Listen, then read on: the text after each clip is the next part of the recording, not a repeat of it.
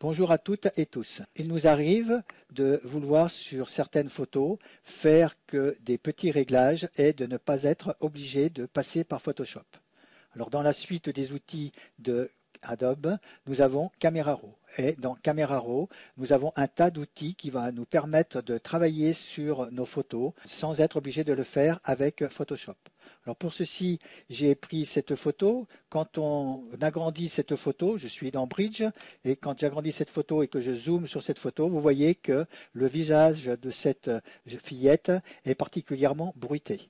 Alors, nous allons, avec Camera Raw, enlever le bruit qu'il y a sur ce visage. Alors, pour ceci, je vais sur la photo, un clic droit et ouvrir dans Camera Raw. Alors, dans Camera Raw, je ne vais pas travailler tout de suite sur les outils généraux qui me proposent ici de réglage. Je vais tout de suite réduire le bruit sur ma photo et je viendrai régler après la clarté et l'exposition de ma photo. Pour réduire le bruit sur cette photo, il faut que j'aille dans l'icône détail. Je clique sur les détails et dans les détails, j'ai un premier réglage qui va être sur le gain, le rayon, le détail et le masquage. Et j'ai un deuxième réglage qui va être sur la réduction du bruit. Pour réduire le bruit sur la photo, il faudra que je zoome sur la partie que je voudrais travailler avec le bruit de Camera Raw.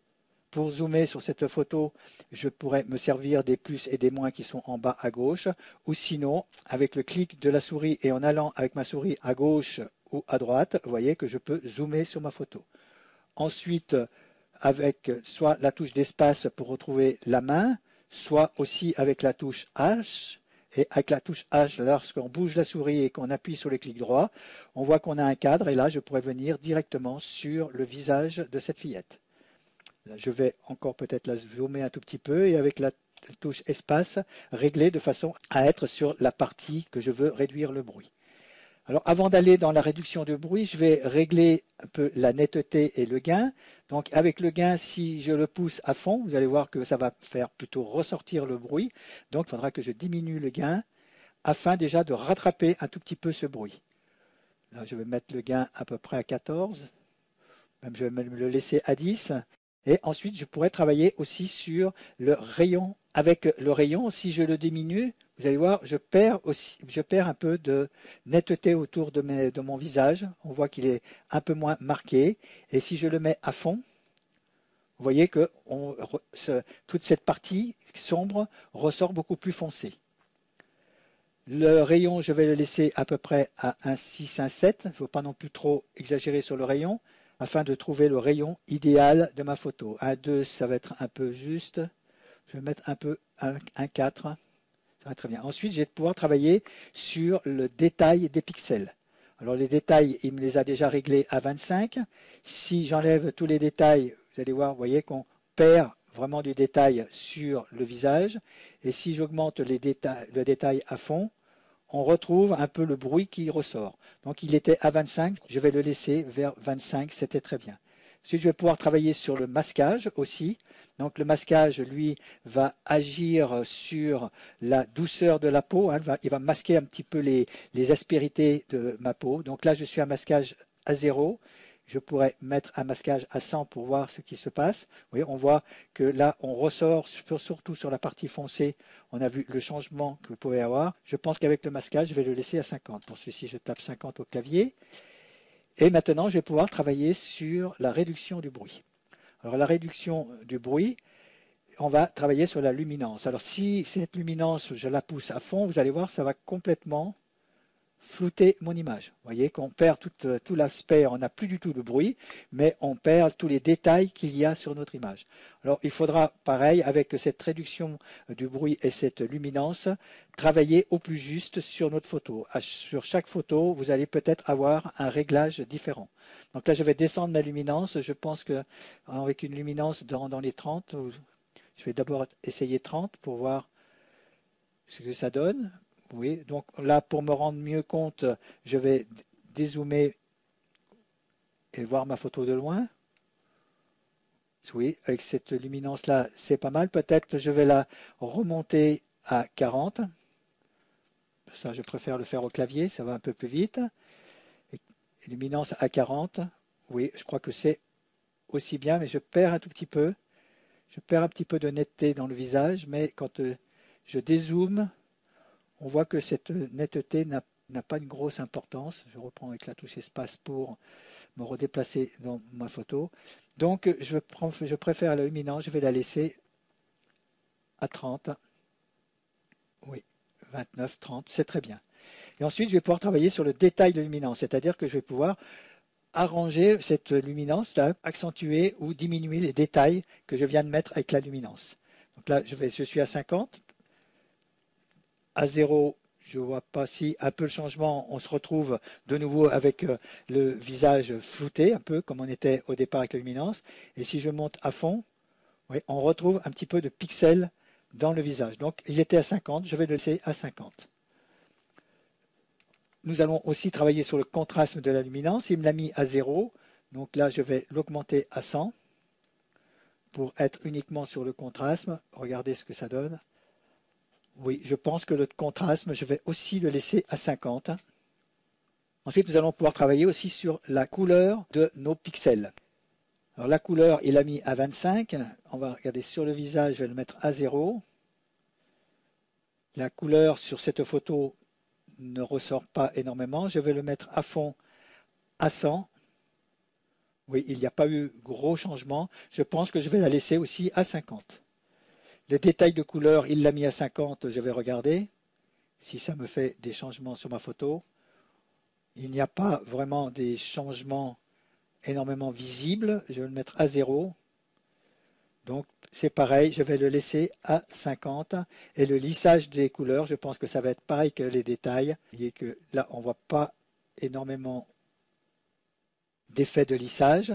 Pour ceci aussi, je vais peut-être zoomer un peu plus pour rentrer dans la partie que je voudrais de mon visage, là où je vais prendre une partie zone foncée et zone claire. Là, sur le lissage des couleurs, je vais revenir sur l'autre côté.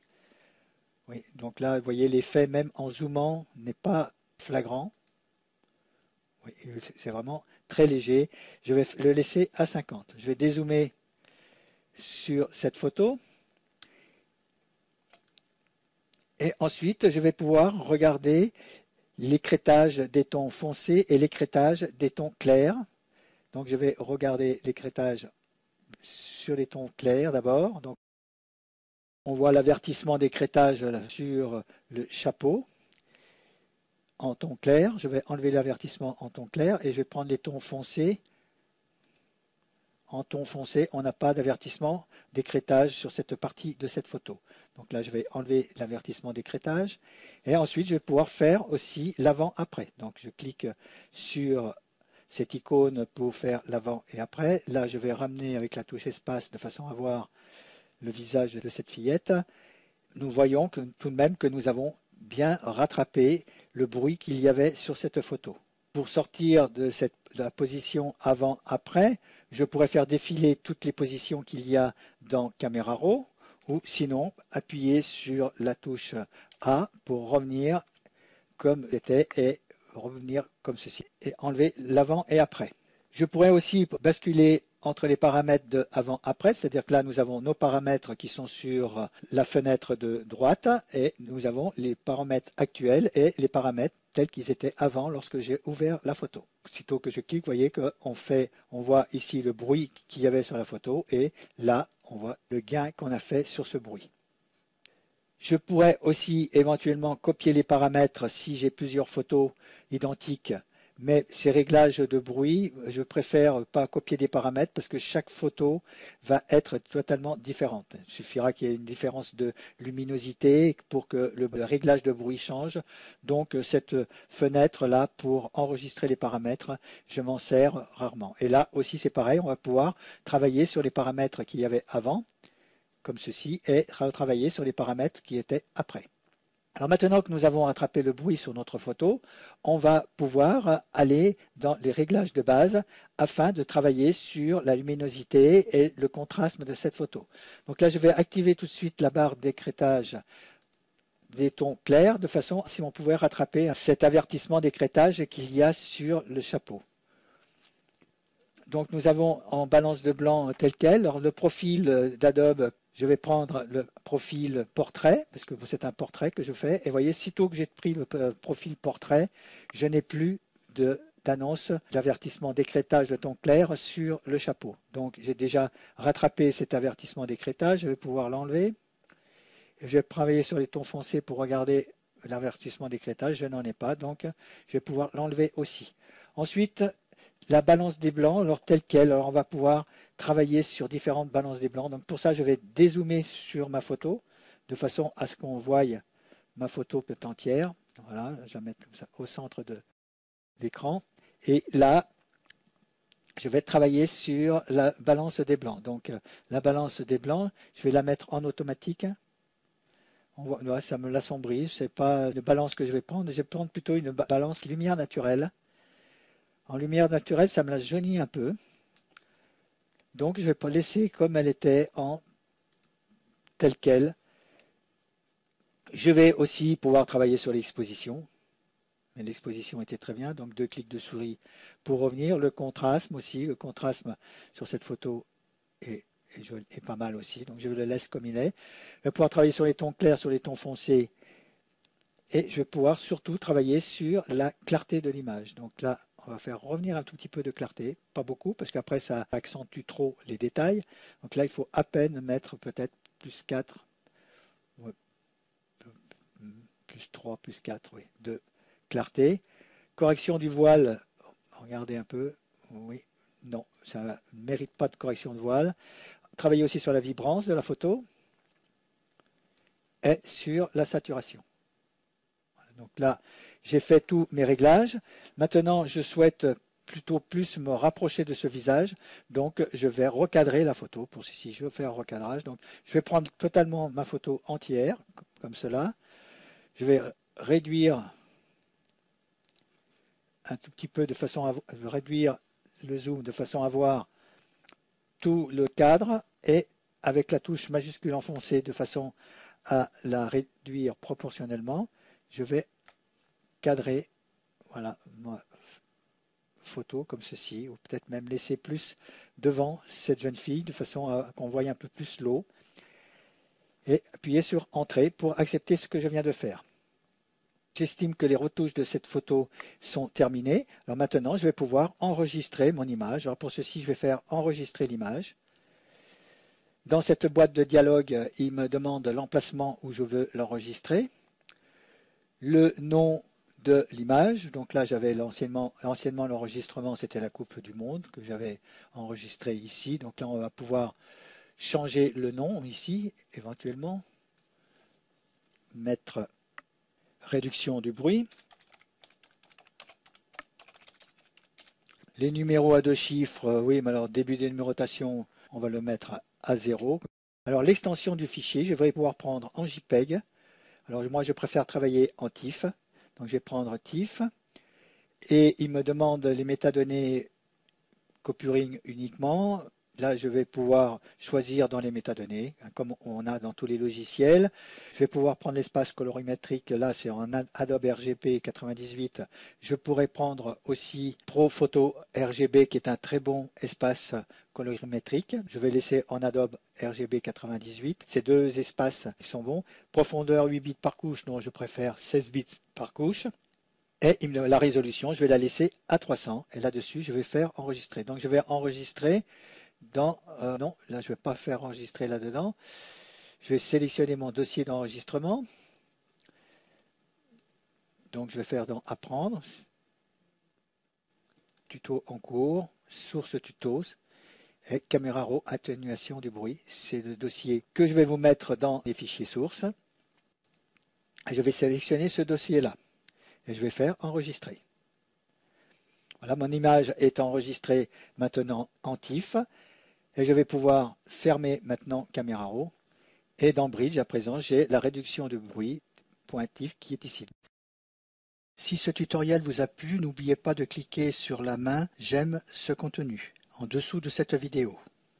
Et si vous ne l'avez pas encore fait, abonnez-vous à la chaîne, vous serez ainsi averti des nouveaux didacticiels mis en ligne. Afin de télécharger les fichiers sources, allez sur le site www.tuto-photo-glr, puis cliquez sur l'icône Atelier. Et dans le tableau de cette page, cliquez sur l'article de l'atelier. Sur la page Atelier, profitez de vous abonner à la newsletter. Vous recevrez un mail par mois qui vous informera de toutes les nouveautés qu'il y a eu sur le site le mois précédent. Téléchargements, tutoriels, ateliers et autres événements sur la photographie. Je vous dis à bientôt sur Tuto Photo.